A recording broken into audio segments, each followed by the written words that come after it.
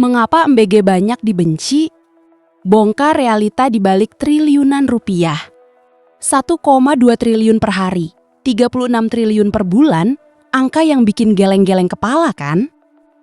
Tapi anehnya, di balik angka fantastis ini, program makan bergizi gratis MBG justru panen kritik. Ada yang bilang pemborosan, ada yang minta diuangkan saja, sampai isu bagi-bagi jatah proyek. Kenapa program semulia ini justru banyak yang benci? Dan kenapa pemerintah ngotot nggak mau kasih dalam bentuk uang tunai aja biar simpel? Oke, mari kita bahas.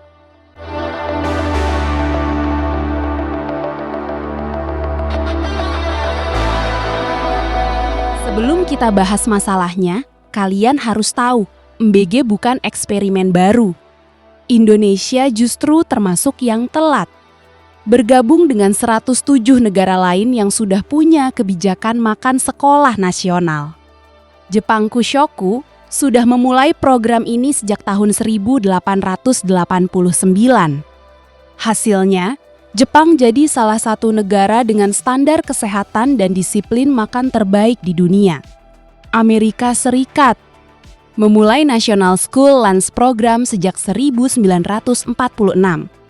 Untuk menjamin gizi anak pasca Perang Dunia II. Brasil sudah menjalankan program ini sejak ke 1940.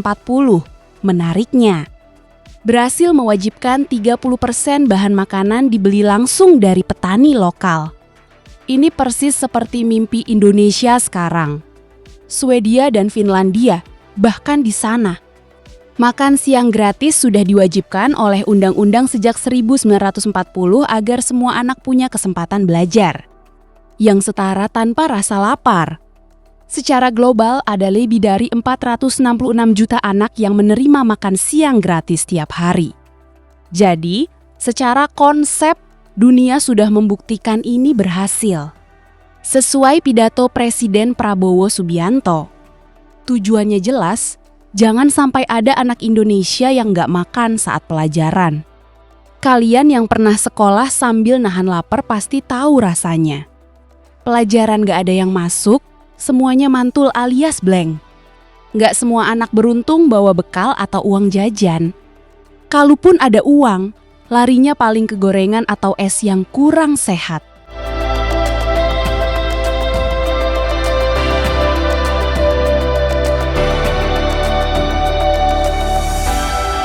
MBG hadir untuk memutus rantai itu, tapi efeknya nggak cuma buat perut anak sekolah, ini soal rantai ekonomi. Bayangin, pasokan makanan ini butuh telur, sayur, dan daging tiap hari dalam jumlah masif. Harapannya? Nggak ada lagi petani yang buang hasil panen karena harga anjlok. Petani punya pasar tetap, roda ekonomi berputar sampai ke desa-desa. Berikut adalah penjelasan tajam mengenai program Makan Bergizi Gratis MBG dalam kaitannya dengan rantai pangan dan roda ekonomi.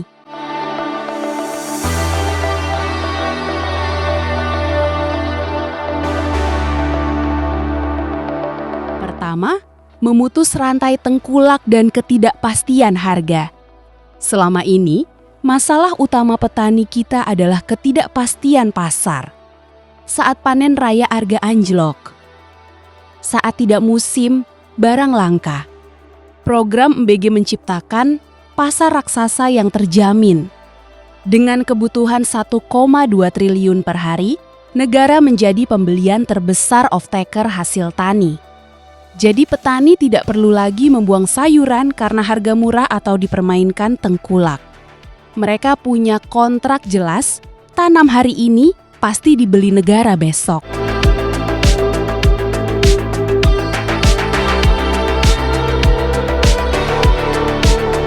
Yang kedua yaitu hilirisasi pangan di tingkat desa. MBG bukan hanya soal membagikan kotak nasi, tapi soal industrialisasi pedesaan. Untuk memasok ribuan sekolah, dibutuhkan satuan pelayanan pangan SPPG di tiap wilayah. Artinya, akan ada pembangunan gudang dingin cold storage, tempat pemotongan ayam, hingga unit pengolahan susu di dekat sumber bahan baku di desa. Uang triliunan itu tidak lari ke supermarket besar di kota, tapi berputar di koperasi desa dan UMKM lokal. Ini adalah desentralisasi ekonomi yang nyata. Ketiga yaitu efek domino sektor logistik dan tenaga kerja. Program ini membutuhkan pergerakan barang yang non-stop 365 hari setahun. Bayangkan berapa banyak supir logistik, pengemas makanan, tukang masak, hingga kurir yang terserap dalam ekosistem ini. Ini adalah strategi penciptaan lapangan kerja masif berkedok program sosial. Pemerintah tidak hanya memberi makan anak, tapi juga memberi penghasilan bagi jutaan orang yang terlibat dalam rantai distribusinya. Keempat, ketahanan pangan memaksa kemandirian nasional. Karena skala kebutuhannya yang fantastis, program ini menjadi cambuk bagi sektor agraris. Kita tidak mungkin terus mengandalkan impor untuk memberi makan jutaan anak setiap hari. MBG memaksa negara untuk memperbaiki infrastruktur irigasi, kualitas bibit, dan produktivitas lahan agar stok nasional tetap aman. Program ini secara tidak langsung membangun kedaulatan pangan. Jika rantai pasok dalam negeri sudah kuat untuk MBG, maka Indonesia akan lebih tahan terhadap krisis pangan global. Jadi, MBG itu bukan cuma soal isi piring, tapi soal isi dompet rakyat kecil. Ini adalah cara pemerintah menyuntikkan dana triliunan rupiah langsung ke urat nadi ekonomi paling bawah, yaitu petani dan pedagang pasar tanpa melalui perantara yang berbelit-belit. Kalau tujuannya sebagus itu, kok masih banyak yang nggak setuju?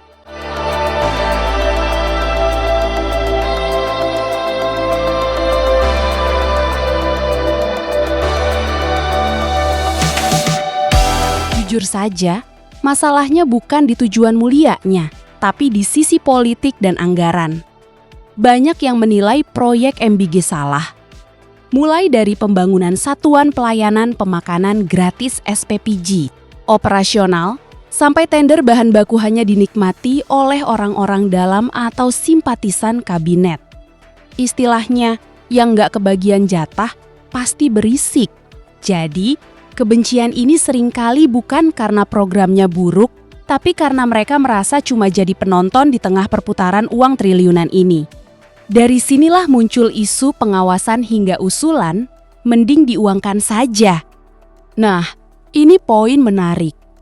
Kenapa nggak dikasih uang tunai ke orang tua biar lebih simpel?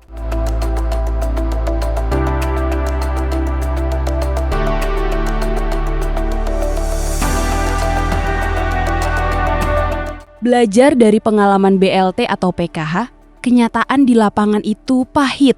Uang yang harusnya buat kebutuhan anak buku atau gizi, seringkali terbelokkan buat bayar angsuran kredit, beli emas, atau kebutuhan konsumsi orang tua lainnya. Ini rahasia umum. Pemerintah ingin menjamin gizi itu sampai ke mulut si anak, bukan cuma sampai ke dompet orang tuanya. Meskipun biaya operasionalnya besar, ini adalah cara paling pasti untuk memastikan target kesehatan tercapai. Gimana soal kasus keracunan atau makanan basi? Itu bukti pengawasan memang harus diperketat. MBG ini program raksasa yang dieksekusi cepat, pasti ada plus minusnya di awal. Tapi bukan berarti harus dihentikan. Semua butuh proses untuk menutup celah kekurangan yang ada. Saya bukan pendukung buta pemerintah, tapi ayolah. Mana ada presiden atau program yang sempurna? Pro kontra itu perlu agar demokrasi kita dewasa. Tapi kita juga harus fair. Program yang menyasar orang banyak tetap jauh lebih baik daripada program yang cuma dinikmati segelintir orang.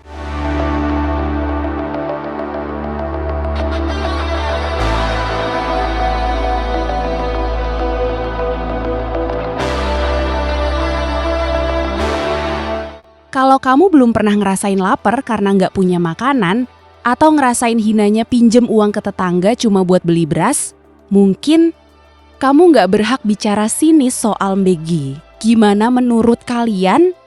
Setuju nggak kalau gizi anak memang harus dipaksakan lewat makanan langsung? bukan uang? Tulis di kolom komentar ya.